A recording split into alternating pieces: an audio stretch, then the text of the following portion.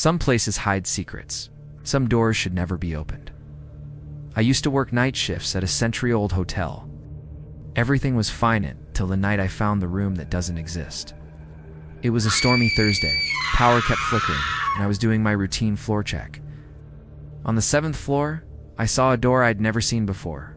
Room 6B. There is number 6B in our system. Our floor plan jumps from 6A to 7. But there it was, faded brass numbers and an old, warped door frame.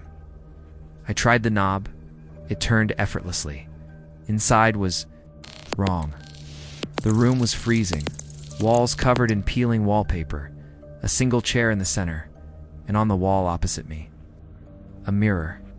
I should have left, but something about the mirror pulled me closer. When I looked into it, I didn't see myself. I saw someone else, a man in the same uniform as me, but his face was pale, and his eyes were just empty sockets. He raised his hand slowly and pointed behind me.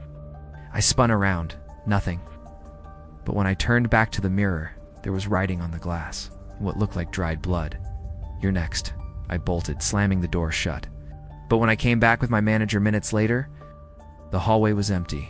No room 6B, no door, just a blank wall. Quit the job the next morning. That was 2 years ago. Last night I checked into a different hotel on a business trip.